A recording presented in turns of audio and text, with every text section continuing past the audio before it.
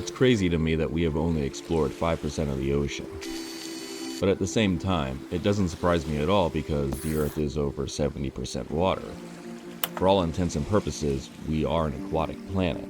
Scientifically, all life on Earth began in the ocean, so why do we fear it so much?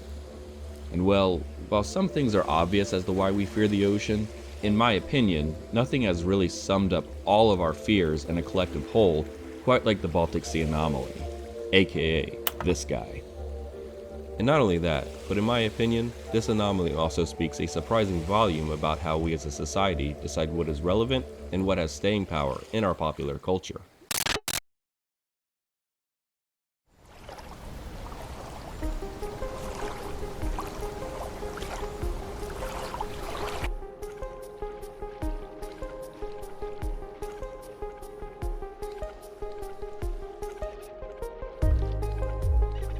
Hey, honey. I'm going to do some audio recording, but it won't take too long. I promise.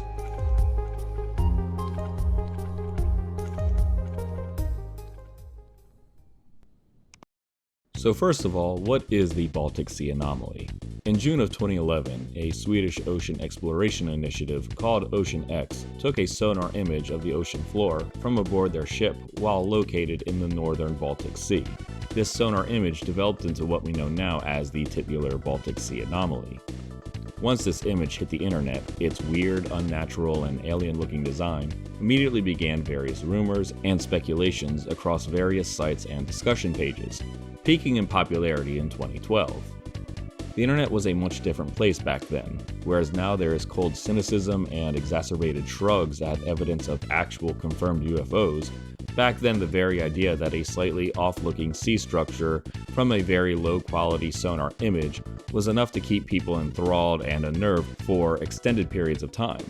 For a comparison, a little over a year after the Baltic Sea Anomaly was initially discovered, in July of 2012, the Korean pop song Gangnam Style was released and became the first YouTube video to reach 1 billion views that December. The song's artist, Psy, became a pop culture icon, and even to this day the song is looked upon as a vessel to a simpler and happier time. Flash forward to 2025, the K-pop industry has become a literal meat grinder, spitting out flash-in-the-pan songs and trotting out dozens of young artists and overworking them to the point of literal physical exhaustion. In August of 2024, artist Kodako of the girl group Unis collapsed on stage, citing exhaustion. Pictures of Kodako at the time showed a very thin and borderline emaciated girl, who was also a minor at the time of the incident. She would recover and return to performing a few months later, but something tells me this increasingly dangerous use of talent won't help a product match the impact or staying power that wonderful hit of 2012 continues to have over a decade later. In fact, even though K-pop is more popular than ever these days with groups like Blackpink and each of its members having successful solo endeavors, as of yet none have managed to release something as culturally significant as that 2012 lightning in a bottle that was Gangnam Style. So, why the heck am I comparing Korean pop music to a geological oddity? Well, I say all this because the Baltic Sea Anomaly has carried the same level of staying power in a now oversaturated market of oddities and mysteries.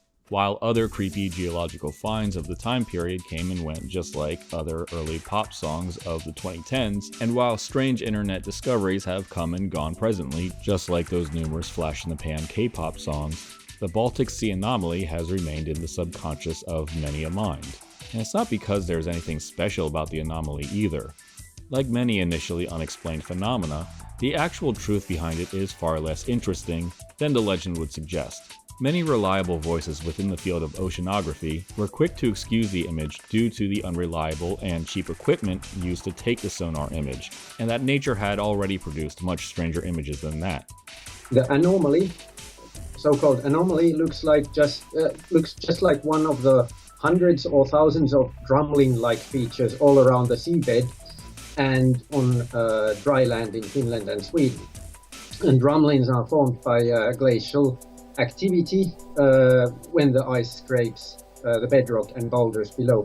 And again, like so many of these quick attention-grabbing headlines, the motive behind the public circulation of the image from Ocean X was immediately pulled into question. Jonathan Hill of the Mars Space Flight Facility stated, gee, try saying that 3 times. Whenever people make extraordinary claims, it's always a good idea to consider for a moment whether they are personally benefiting from the claim or if it's a truly objective observation, suggesting that an actual excavation to the site and revealing that it was simply a rock formation via testing would be detrimental to the brand, as opposed to expensive tourist traps, which in hindsight, it's probably best that never happened.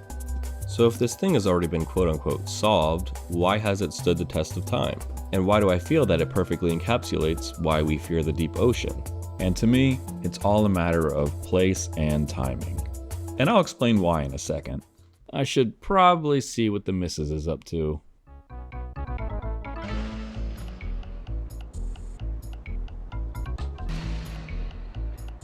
Well, I guess I'm sleeping on the couch.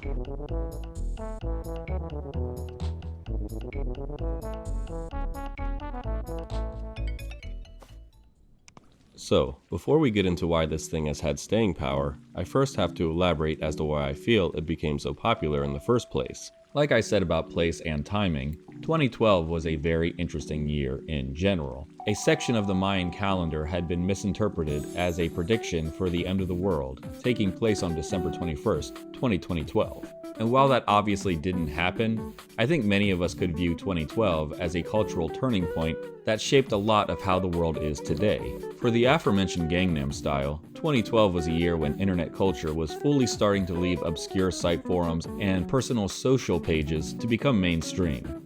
Internet humor, memes, and the electronic dance music genres were leaving the seedy underbelly of questionable discussion pages, torrent sites, and warehouses. Corporations were starting to sneak into these markets as a means to exploit these things to get into the pockets of millennial youths. And Gangnam Style was a perfect foil to represent this exploitation of internet culture, as it had all the tropes present and abundant within the song and music video. On the other side of the coin, with the Baltic Sea Anomaly, another cultural seed that was also rapidly sprouting within society was the exploitation of nostalgia. If you look at the anomaly, it doesn't take long to notice that it bears a striking resemblance to the Millennium Falcon of the Star Wars brand. Not only that, but the visual makeup of the formation looks like something out of an H.R. Giger painting. H.R. Giger was an artist known for his biomechanical style, whose biggest influence within pop culture being far and away his work within the Alien movie franchise. Remember how I said that while the anomaly was discovered in 2011, it didn't really peak in popularity until 2012? Well, it just so happens that those two aforementioned brands had a major resurgence in mainstream popularity in 2012, as Disney announced a purchase of the entire Star Wars brand that year, and a prequel to the original Alien film was released that year in Prometheus, featuring a lot of that Giger-influenced art and architecture within it. If you look at a lot of fan art and artist interpretations of the anomaly, it certainly looks like a Giger-infused version of the Millennium Falcon. It isn't that big of a stretch to link a cognitive association between these three things. So, while this covers, in my opinion, why the anomaly was so relevant and popular back then, this wouldn't mean anything if the formation didn't spark genuine intrigue and mystery that has lasted for over a decade. And at last, now we can get into why this single formation perfectly represents all the fear and morbid curiosity we continue to have about the deep ocean and its many unknowns.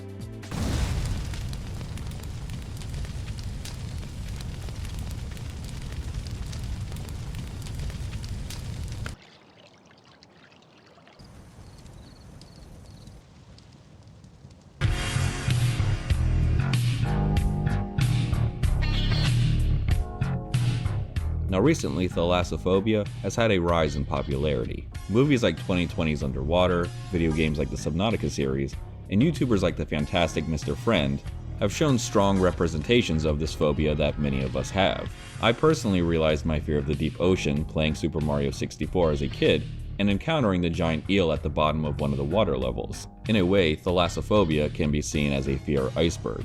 The deeper you dive into the ocean, the darker, more unknown, and terrifying it becomes. As I mentioned previously, us only knowing 5% of the ocean only adds to the mystique and terror. The 1975 blockbuster Jaws was an absolute nightmare for young director Steven Spielberg to film and produce. For a movie all about a giant shark attacking people, the creature did everything in its power to attack the film's production cycle as well. Continued problems with the giant mechanical shark, which was intended for the action sequences, ended up causing Spielberg to improvise and rely on the audience's imagination and to utilize trickery like shots being implied from the shark's point of view and having the majority of the shark attacks being in the distance or frenetic in presentation. While being extremely effective in its own right, this type of presentation also fed into our primal fears of the unknown within the ocean and amplified how powerless we are within its domain. Increased pressure in the ocean makes even the water deadly to us the deeper we go. And even if we do manage to safely traverse the deep ocean, we are required to decompress our bodies before safely returning to the surface. Just as much as the deep ocean wants to keep us out, once it has us in its clutches, it seems determined to not let us easily go. One only has to look into the Byford dolphin incident to see what happens when we fail to properly respect the ocean and its laws of the sea. This says nothing of the numerous terrifying looking creatures the deeper we dive, and how much darker our surroundings become, making these perceived horrors more hidden from our view and from our understanding. The Baltic Sea Anomaly again carries many of these qualities as well, which is why its relevancy and intrigue has remained so prevalent. It's visually obscured enough to let our imaginations run wild, and its inaccessibility only adds to that mystery. You almost get a sense that the closer you get to this thing, the more unwelcoming and threatening it would become. Author H.P. Lovecraft was known to have a deep fear of the ocean and of the unknown, leading to his creation of the infamous deep ocean entity known as Cthulhu, whom has only grown in popularity over time and having more representation within various forms of media. This and his other works led to the popularization of the phrase Lovecraftian horror, or cosmic horror, an amalgamation of horror types within fantasy, science fiction, and weird fiction. The Baltic Sea Anomaly reads like something that would fall out of a page of one of his novels. In fact, out of context, it looks like something that could potentially be a dwelling location of the infamous Cthulhu. I wonder how much that would be listed for on Zillow.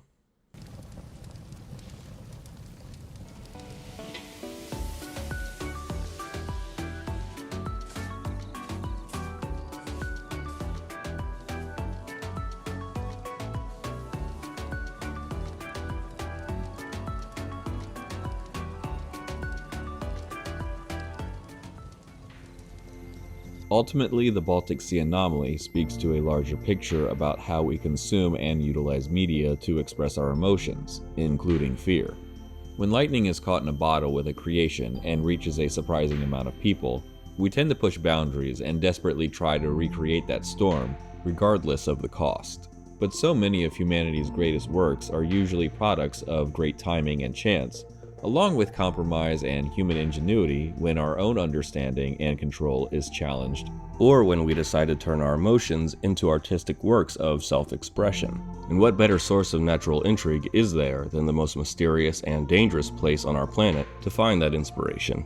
While it's highly likely the Baltic Sea Anomaly is just a natural rock formation caused by glacial processes, the intrigue of mystery is often way more rewarding than the actual banality of truth.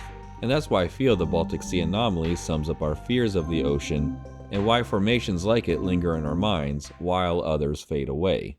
And now I'm gonna see how much trouble I'm in.